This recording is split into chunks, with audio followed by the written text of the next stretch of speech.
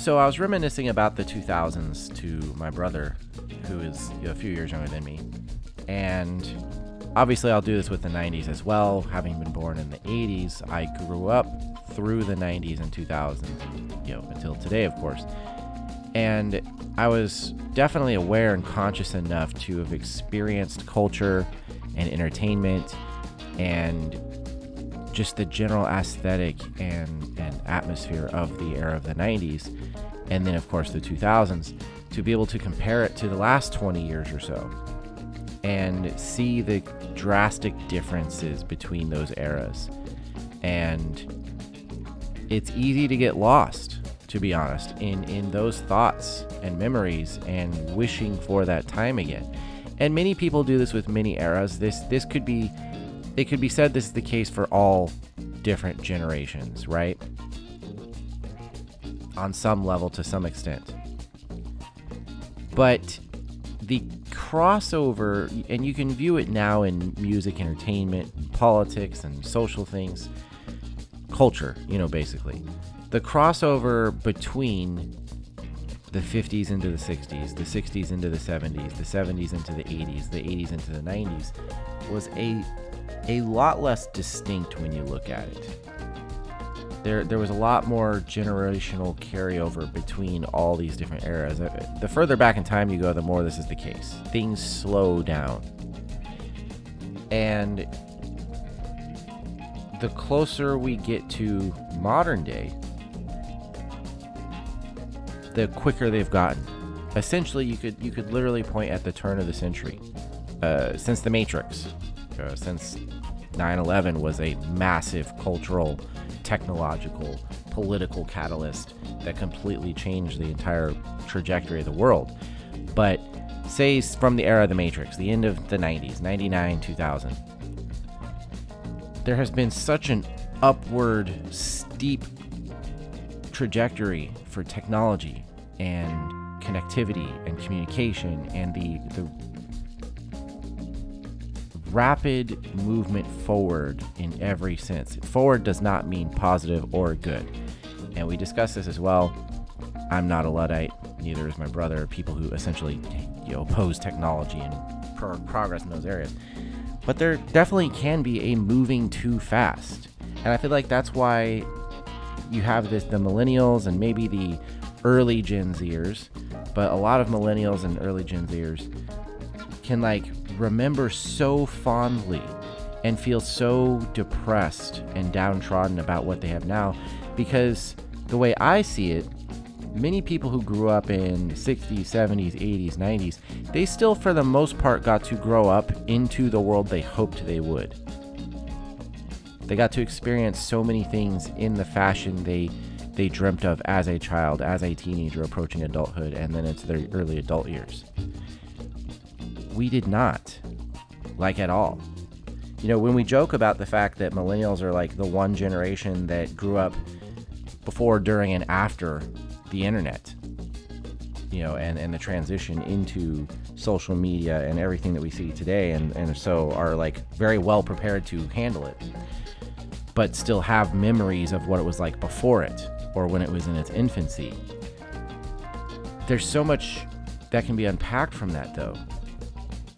You did not, as a kid growing up in the 90s, get to really grow up into the 90s or into the 2000s that were still very similar to the 90s, and get to experience things in your teenage years and your young adult years and then into your adulthood the way you hoped you would. You didn't get to go from teenage to 40 and get the lifestyle and the culture and aesthetic that you hoped you would get to acquire by growing up and progressing into that. By the time you're in your 20s, everything's completely different. By the time you're in your 30s, everything is completely different. There's no gradual progression into the new world. It's just suddenly there, and you have to adapt, and you've lost everything that you hoped you would have gained. You've lost that future that you hoped you would have 5 years ago, 10 years ago, etc. It's so rapid. Whereas somebody who that is currently in their 50s or 60s or 70s, etc., for the most part, a good portion of the early half of their life progressed steadily in a way that allowed them to adapt and get to experience life in a way that they had hoped they would. And Warzone is back. So hardcore.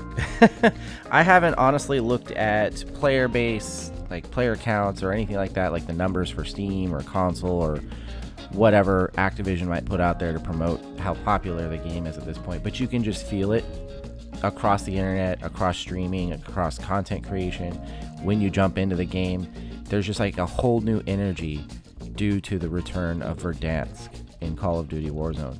And it's completely justified. They got this right. To me, it feels like Call of Duty Warzone was a major phenomenon, I feel like, during the lockdown situation, and it really exploded partly because of, but very much during that. It was huge for me. The day that the initial lockdown occurred here in Florida, I was sent home from work. I came home, opened up my Xbox dashboard, and it was like, play Warzone for free. I'm like, what the heck? Like, somehow I was out of the loop on that because I don't play Call of Duty, and I just didn't really understand what was going on with it. So I was like, what is this? Free to play Warzone. Okay, I'll download it. I think that's a battle royale like Fortnite or something, right? So I downloaded it, and I was immediately hooked. Like, it took a minute to get good at it, but for the next 6 months to a year, just every day I wanted to play Warzone. Every single day. Verdansk was amazing. And then they slowly but surely started making changes to the game. They added different features and made gameplay changes. And then, of course, we got new maps and new versions of Warzone. I'll always be disappointed. One of the reasons why you won't really find me purchasing much in the Activision store to play Warzone, like aesthetics, character skins, tracer packs, all that, is because I already lost that. Like in Warzone 1, I had bought like tracer packs and aesthetics. I had bought the Alex Zedra character skin, like all these things, and none of it carried over. So you spent the money and it was like just gone. You no longer have that product. There's from what I know, and it's been years that I've looked at it, there's no way to access the things you purchased for current Warzone. It really sucks. So until that becomes more of a guarantee, I definitely don't want to spend the money. However, I'll play the game for sure.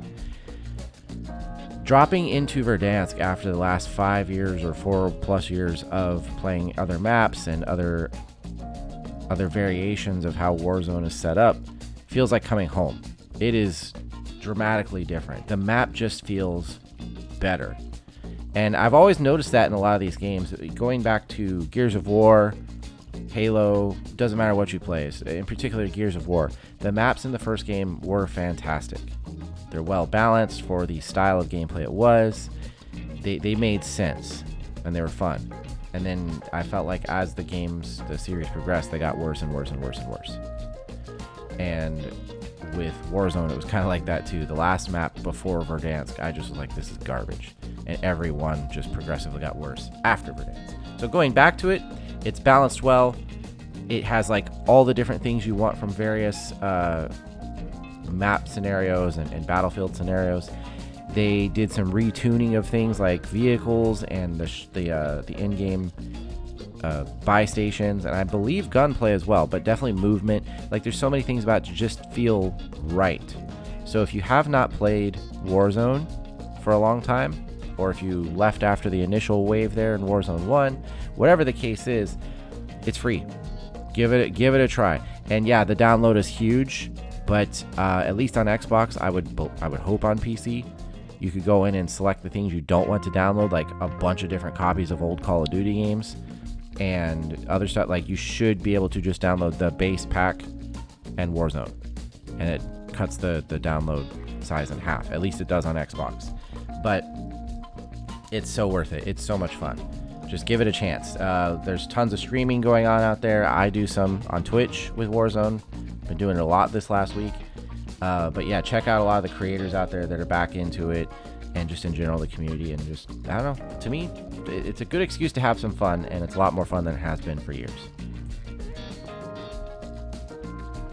So last week I talked about how Hollywood was lost, right?